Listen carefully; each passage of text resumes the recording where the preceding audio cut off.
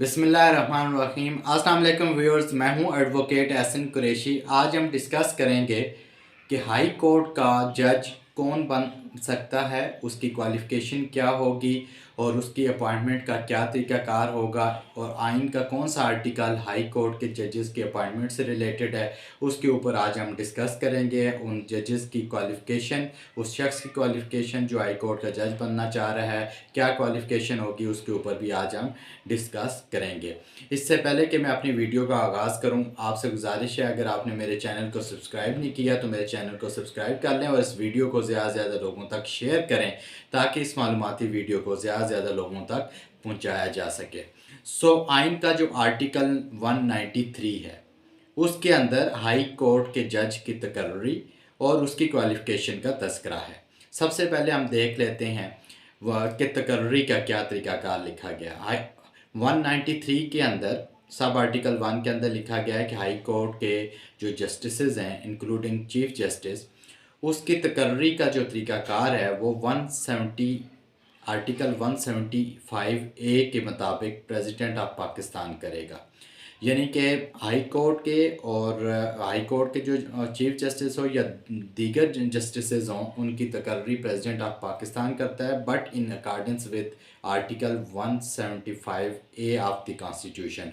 अब 175 ए में हमने ऑलरेडी एक लेक्चर रिकॉर्ड किया था जिसमें हमने जुडिशल कमीशन को डिस्कस किया था कि बेसिकली जुडिशल 175 ए में जुडिशल कमीशन है, और जुडिशल कमीशन जो भी शख्स है हाई कोर्ट का जज बनना चाह रहा है उसके नाम की रिकमेंडेशन दी जाती है। उसका एक सारा एक क्राइटेरिया है, उसके ऊपर ऑलरेडी मैंने अपनी एक वीडियो रिकॉर्ड की है, उसको प्ले लिस्ट में जाकर सुना जा सकता है। और वो जब जुडिशल कमीशन किसी के नाम को रिकमेंड करता है तो फिर वो नाम पार्लिमानी कमेटी में चला जाता है। वो पार्लिमानी कमेटी उसकी जांच पड़ताल करती है, उनका इंटरव्यू करती है, और उसके बाद वो फाइनल अप्रूवल के लिए समरी प्रेसिडेंट को भेजी जाती है, और प्रेसिडेंट उसको साइन करता है, और वो बतौर एडिशनल जस्टिस या जज हाई कोर्ट जो है वो तैनात हो जाता है। ये तो 175 ए में जो जुडिशल कमीशन है उसका क्राइटेरिया मैंने आपको बता दिया। उसके ऊपर ऑलरेडी डिटेल लेक्चर्स है, उसको आप जाकर सुन सकते हैं। अब हम देख लेते हैं कि कौन हाई कोर्ट का जज बन सकता है, उसकी क्वालिफ़िकेशन क्या है। अब 193 के अंदर ही क्वालिफ़िकेशंस दी गई हैं। सबसे पहले तो ये है कि वो पाकिस्तानी शहरी होना चाहिए।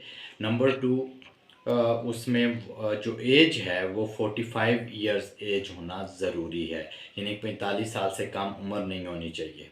ये तो दो बुनियादी चीज़ें। इसके अलावा 3 और हैं जो क्वालिफ़िकेशन है, वो क्या है कि एक तो यह है कि 10 साल तक बतौर एडवोकेट हाई कोर्ट वो प्रैक्टिस अगर किसी शख्स ने की हो बतौर एडवोकेट हाई कोर्ट, 10 साल तक अगर उसकी प्रैक्टिस है तो वो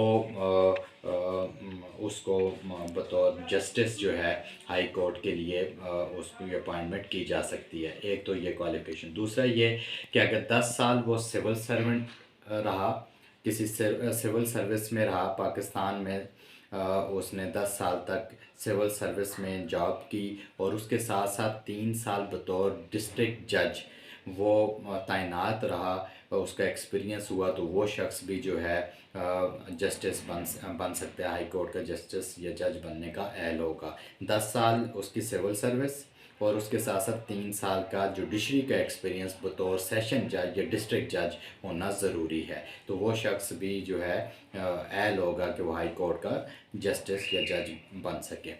उसके बाद तीसरा, वो शख्स जिसने 10 साल तक जुडिशल ऑफिस होल्ड किया हो पाकिस्तान में, वो भी हाई कोर्ट का जज या जस्टिस बन सकता है। ये टोटल हम करें तो 5 इनकी क्वालिफ़िकेशन है, यानी कि एक तो सिटीज़न होना चाहिए पाकिस्तानी, नंबर 2 एज 45 इयर्स होनी चाहिए, नंबर 3 वो शख्स जो 10 साल तक सिविल सर्विस में रहा और उसके साथ साथ उसने 3 साल बतौर जुडिशरी डिस्ट्रिक्ट एंड सेशन जज उसने फ़राइज़ सर अंजाम दिए, तो वो भी इसका अहल होगा कि वो जज बन सके हाई कोर्ट का। और उसके साथ अगर चौथा हम कर लें तो जो 10 साल तक बतौर एडवोकेट हाई कोर्ट प्रैक्टिस की हो तो वो भी अहल होगा उसका बनना, हाई कोर्ट का जज बनने का, और उसके साथ साथ जिसने 10 साल तक जुडिशल ऑफिस होल्ड किया हो किसी शख्स ने, तो वो भी हाई कोर्ट का जस्टिस या जज बनने का एहल होगा। सो ये आज हमने आर्टिकल 193 को डिस्कस किया। Thank you.